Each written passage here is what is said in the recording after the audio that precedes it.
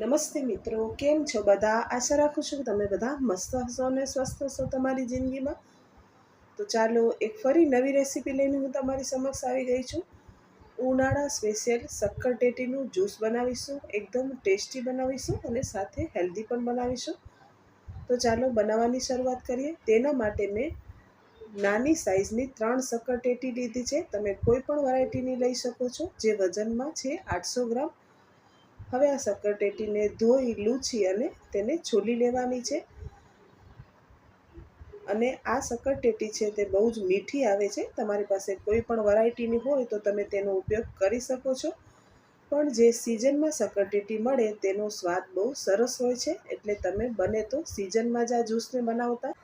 તમે જોઈ શકો છો આ શક્કરટેટીની વેરાયટી છે તે ઉપરથી કડક હોય છે અને અંદરથી નરમ હોય છે. એટલે આપણે તેની છાલનો ભાગ છે તે વધારે કાઢવાનો છે. તમે છાલનો ભાગ જો ઓછો કાઢશો તો જ્યુસ છે તમારો બિલકુલ ટેસ્ટી નહીં બને અને ઉપરનો છાલનો ભાગ હોય તેમાં મીઠાશ ઓછી હોય છે. આવી રીતે આપણે બધી જ છાલને કાઢી લેવાની છે.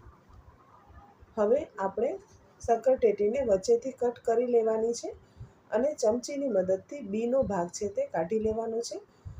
અને બી હોય તે પણ શરીર માટે એકદમ ગુણકારી હોય, તો તમે તેને ધોઈ અને તડકામાં સૂકવી અને તેને સુકાઈ જાય ત્યારે મીઠામાં શેકો તો બીજ ખાવાના બહુ ટેસ્ટી લાગે છે. તો તમે આવી રીતે તેનો ઉપયોગ કરી શકો છો. હવે 2 ચમચી જેટલા તકમરિયા લઈશું વાટકીમાં. અડધો કપ જેટલું પાણી નાખી અને તેને સાઈડમાં મૂકીશું, ઢાંકી અને પલળવા દઈશું. હવે જે આપણે શક્કરટેટીને છોલીને રાખી હતી તેના નાના નાના ટુકડા કરવાના છે. આવી રીતે નાના નાના ટુકડા કરવાથી શક્કરટેટી છે તે જલ્દી પીસાઈ જાય છે.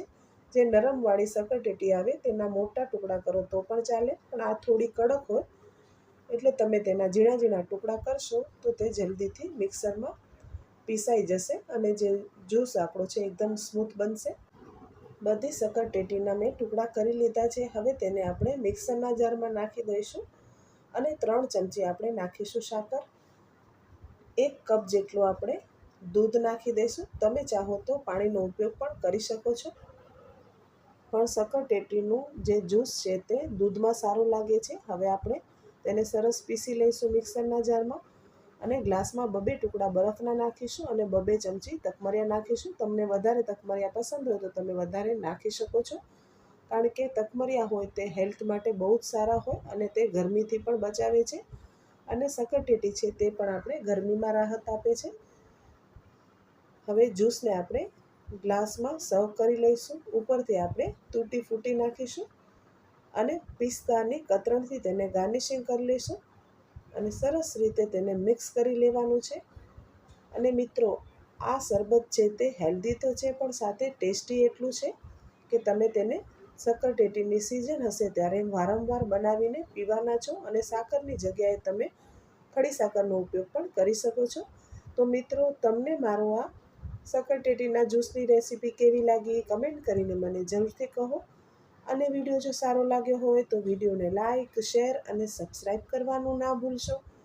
બાજુમાં રહેલા બેલ આઇકનને જરૂરથી પ્રેસ કરજો, તેથી તમને મારી આવનારી રેસીપીના નોટિફિકેશન મળે, તે પણ ફ્રીમાં.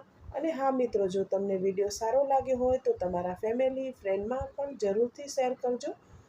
અને તમે કયા શહેર અથવા ગામડામાંથી મારો વિડીયો જુઓ છો તે પણ મને કમેન્ટ સેક્શનમાં જરૂરથી લખજો. તો ચાલો ફરી મળીએ આવી નવી ઇન્ટરેસ્ટિંગ રેસીપી સાથે.